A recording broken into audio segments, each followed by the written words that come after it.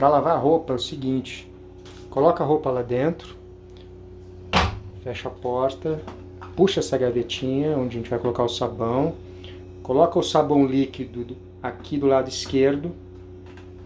tem aqui o máximo que não precisa passar, fecha, a gente liga a máquina, vamos colocar para lavagem diária da conta e apertar o início e voilá.